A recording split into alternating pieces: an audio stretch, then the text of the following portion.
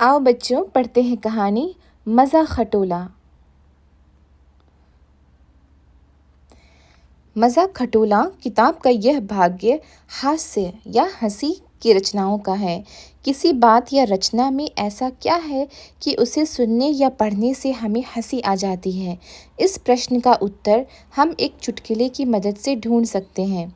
अध्यापक: मैंने तुम्हें गाय और घास का चित्र बनाने के लिए कहा था, पर तुम्हारा कागज़ तो कोरा पड़ा है।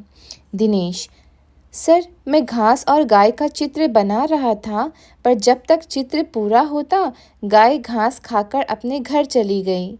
इस चुटकुले में 3 ऐसी चीज़ें साफ-साफ देखी जा सकती हैं, जो लगभग हर एक हास्य रचना में होती हैं। स्थिति का दबाव या लाचारी। लाचारी से निपटने के लिए कोई एकदम नई कल्पना या सूझ। शुरू की स्थिति का उलट जाना। चुटकुले की शुरुआत में दिनेश पर यह दबाव है कि वह अपना चित्र दिखाए। चित्र उसने बनाया ही नहीं है, दिखाएगा क्या? मगर अपनी कल्पना से वह एक ऐसा उत्तर देता है जिसमें कमी ढूंढना मुश्किल है।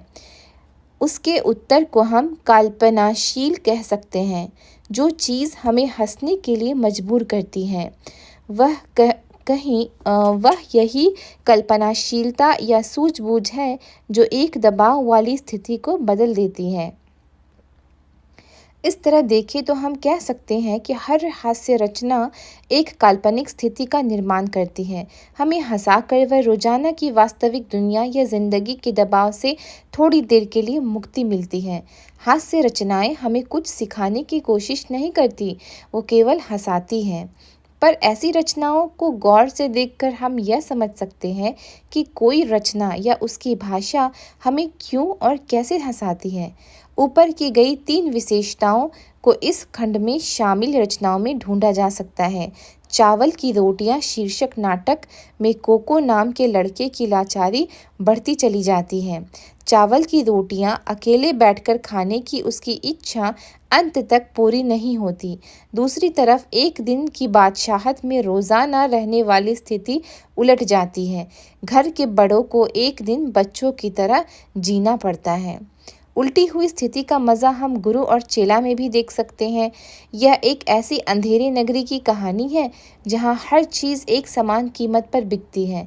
ऐसी नगरी में गुरु और चेला एक मुसीबत में बुरी तरह फंस जाते हैं, पर अंत में एक अनोखी स्थिति बनती है और वे बच जाते हैं।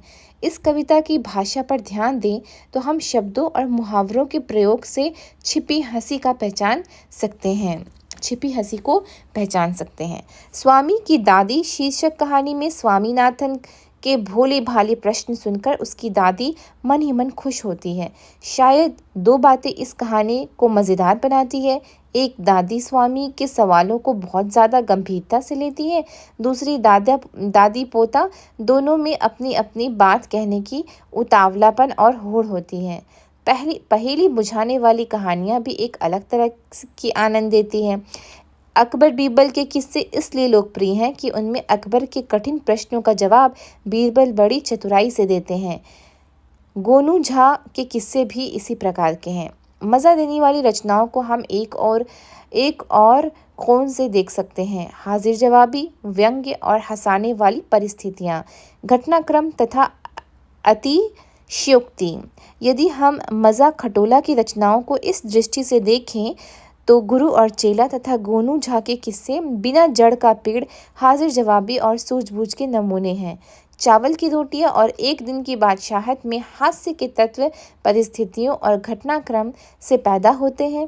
स्वामी की दादी हमें हंसाती नहीं है, पर दादी पोते के बीच मज़ेदार संवाद पढ़कर हम मुस्कुराते ज़रूर हैं। डब्बू जी के पहले कार्टून में अतिशयोक्ति से हास्य पैदा होता है, तो दूसरा कार्टून व्यंग्य का उदाहरण है। बच्चों में स्वस्थ और बुद्धिमानपूर्ण हास्य बोध पैदा करने के लिए हाजिर जवाबी और सूझबूझ की लोक कथाएं, कार्टून और हास्य व्यंग्य की रचनाएं अधिक से अधिक उपलब्ध कराई जानी चाहिए। एक दिन की बादशाहत। अच्छा, इसे हम पढ़ते हैं नेक्स्ट वीडियो में। Bye bye.